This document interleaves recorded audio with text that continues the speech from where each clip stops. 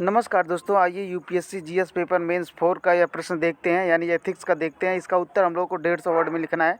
हमारा प्रश्न दिया है, निजी और सार्वजनिक संबंधों में नैतिकता को स्पष्ट कीजिए। एक लोक सेवक के लिए जब इन दोनों के मध्य द्वंद्व उत्पन्न हो जाए तो लोक सेवक को किसे प्राथमिकता देनी चाहिए और क्यों। ठीक है, तो आपको इस साइड और इस साइड नहीं लिखना है। आप अपने उत्तर का शुरुआत ऐसे कर सकते हैं कि निजी एवं सार्वजनिक संबंधों में नैतिकता में बुनियादी मूल्यों में वैसे तो समानता है, परंतु एक लोक सेवक का उत्तरदायित्व वितरण मूलक न्याय, फंड प्रबंधन यानी सार्वजनिक क्षेत्र में जैसे पक्षों तक होता है।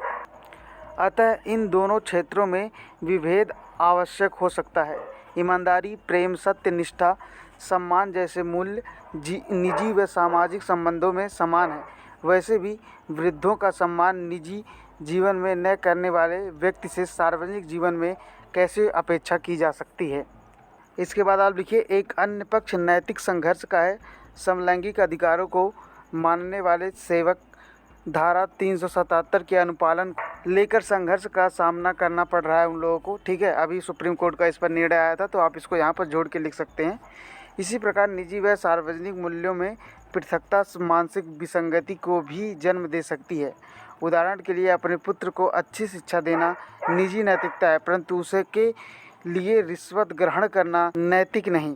उसके बाद आप लिख सकते हैं, दोनों संबंधों में उसके सार्वजनिक संबंधों को प्रमुखता देनी होगी, क्योंकि निजी अनैतिकता केवल उसके जीवन की गुणवत्ता कम करेगी, परंतु सार्वजनिक अनैतिकता उसके समाज की।